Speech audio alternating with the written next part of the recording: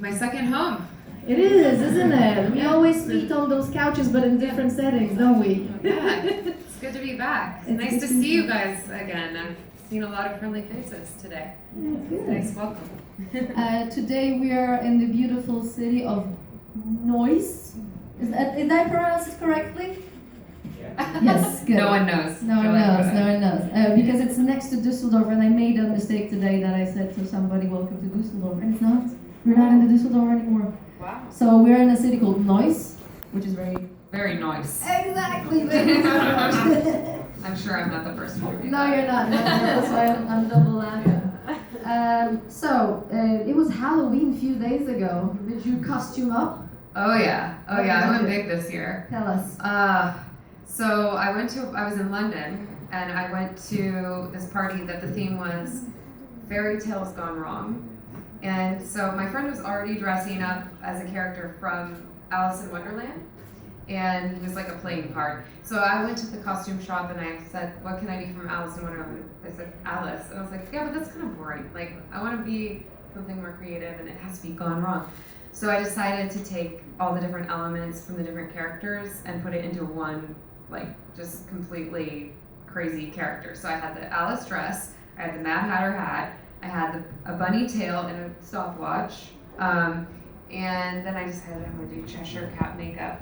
So I got this like crazy makeup kit, and I made this huge smile, big, sharp teeth, and cat makeup and everything. It took me like 2 hours and like 3 gin and tonics. That's very important. When you do makeup.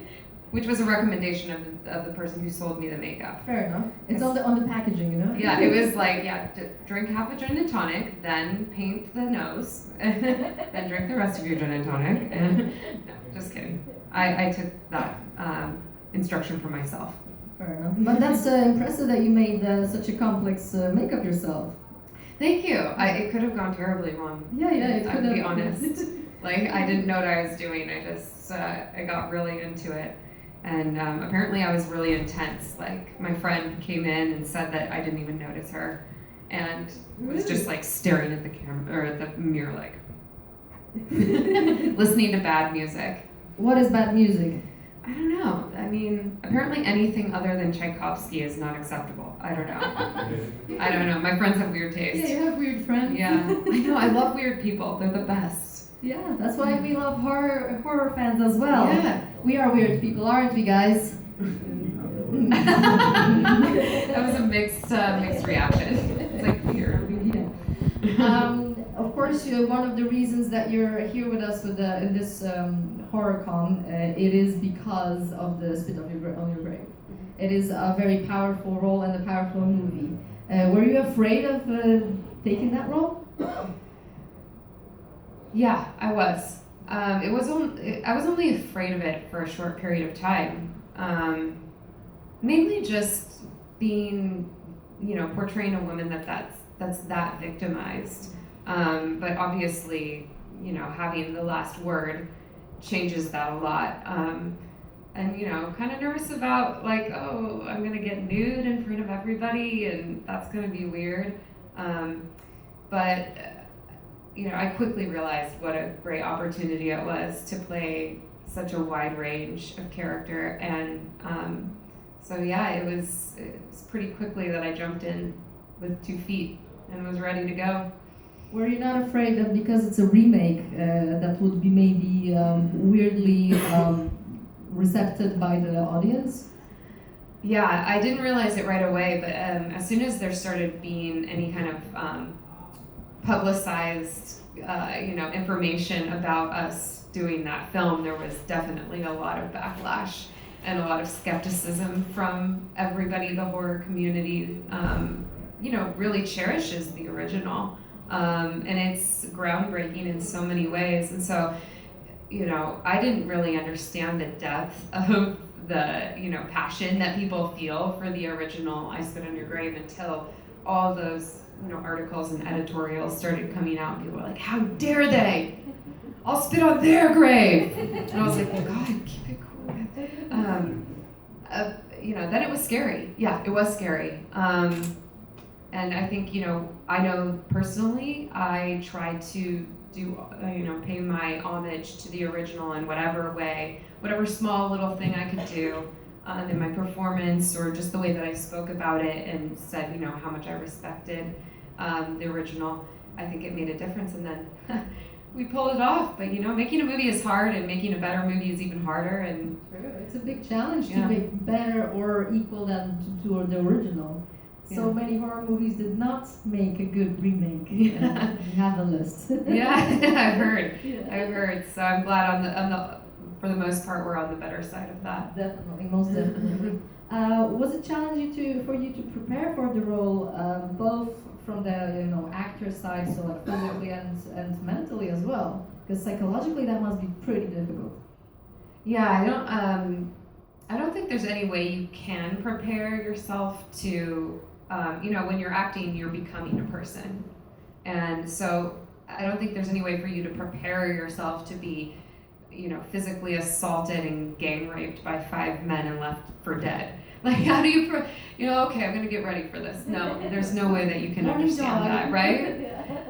Right. Speaking of morning jog, though, I'm a big believer in physical exercise as a means to balance your mind and your spirit, and to, increase and sharpen your focus and your perspective on things. So that was something I did during that. I remember specifically during that production, I would wake up at 5 a.m. and go running on the treadmill in the gym before I even went to set, which was hard because the shooting day is long and you don't get much sleep, but it did help. It helped push me through. So there was that. And then emotionally, I actually think it's good when you're playing a victim to not prepare, because if you prepare, if you know what's coming, like, it's like being a person, being in a fight, right? If you were ever in a fight, or, if somebody looked like they were gonna attack you, your reaction, if you perceive that, if you're expecting something to happen, a fist to come flying at your face or whatever, what's your instinct? It's to react. It's to get out of the way and not to experience, what that means. So, I think the challenge was maintaining the level of emotion, take after take. The first time was always really tough, and the movie is made up of a lot of first and second takes because of that. Because every subsequent take, it's hard to bring the emotion up to the same level that you got it in the first take. And as well, what's going to happen, so your body naturally probably reacts to that. Yeah, it's as good of an actor as you want to be. It's just natural to protect yourself and to not, allow yourself to be hurt in that way again. And so, luckily, I had a director that really understood that, and he made sure that on all the really difficult emotional scenes for me, for my character, he shot my close-up first before shooting the wide shot, which is not typically the order that things are done. Usually the wide shot happens and then they replicate it in all the close-ups, but you want to get that tear coming down my face in the close-up, and it's going to be hard to bring that later on. We had a conversation here with Miss Christiana Locken before, and she said in the difficult moments when you have to control your face. So, for example, if you get hit by somebody, but you cannot show emotions because she was, the Terminatrix, right. So she couldn't show emotions at all. So it's the opposite. So she said that training for that, it was very difficult as well. She had to take energy from inanimate objects that she was in contact with. So I think, in both ways, showing the emotions and then not showing emotions is very, very difficult to be an actor. I think it's a very, very fine craft. Every single role has its own challenges. It's like you'll never be like, oh, I learned everything about acting and I'm good now. I can take any role and I can do it. That's never going to happen. Every single one you get, you're like, oh my God, how am I going to do this? Fair enough. Guys, we can talk like this for ages. If you have any questions, even while we talk, and just put your hand up and my lovely assistant will join you with the microphone. But I understand you guys are before your second coffee now, so if you don't have any questions, it's good too. But yeah. So, wait. I asked that. Yes, of course. Spit on Your Grave is also, I think, a very important voice in these days. If we're talking about feminism and Me Too movement, I think it is a powerful statement as well. Do you think that it's good that people take the Spit on Your Grave and put it in the same kind of statement area with the Me Too, or do you think it's over-processing and just putting, arguments with a horror movie? I think if a movie touches someone in a certain way or empowers them, if it makes them feel like less of a victim and more in control of their lives or their circumstances, especially if they've been a victim themselves, then it's great. And it's been really cool to see. You're right. Recently, as kind of women's empowerment movements are gaining speed, I've had more people come up to me and express that they're grateful. Most people don't say go women just for no reason, but they'll literally say, I was raped and I didn't know how to handle my anger about this, and I didn't know how to move past it, and watching your film helped me do that. So That's powerful. that's the unexpected gift of this film that I never saw coming. I guess nobody that was making that movie ever thought about it. No, you make movies for entertainment.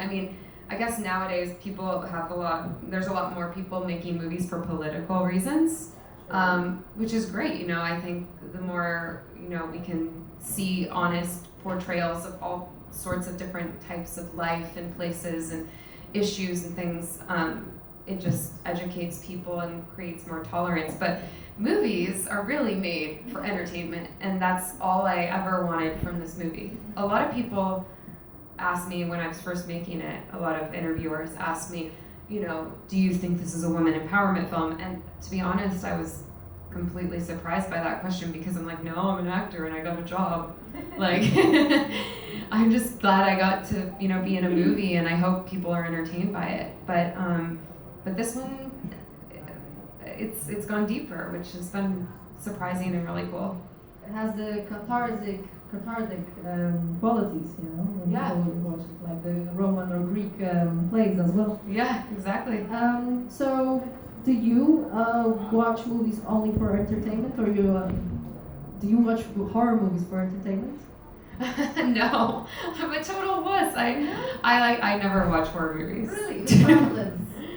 I have. Trust me, I have watched horror movies, but I am like not. I'm a scaredy pants. It took me like 5 hours to watch The Shining. Really? Yeah, because I had to keep taking breaks. I was like, I think I need a hot chocolate, something to warm my soul. It's the twins, isn't it? It's the twins. Oh, there's a few of them in there. I've met a lot of the cast members from the movie at conventions, and including the twins, who I love. They're just. Has anybody else ever met them at a convention? Yeah. Yeah, we have one. They're quite cute. They're like, it's almost like they never grew up, because they're still like this tall. Yeah. And they go everywhere together. And they're finished each other's sentences as well. Yeah. And then one time they were like red rum, and I was like, what? Just kidding. They didn't do that. Yeah. They're pretty fun. They're pretty fun to be around. Yeah. Who were the actors that you met in your career and you're like, oh my god, starstruck? Oh. I've met so many actors. Oh, but there was one that I didn't meet, because I just couldn't meet, because I was freaking out. Who I haven't seen in things for a while, but you guys remember Hilary Swank? Yeah. Yeah, she's, for me, because I think we're similar in type, and I really respect her career choices, and she's such a powerful female actor. I got invited to a screening of one of her films. I'm trying to think of the name of it. It's with Sam Rockwell, and she plays his sister, and he gets put in prison for a crime that she doesn't think that he committed. So she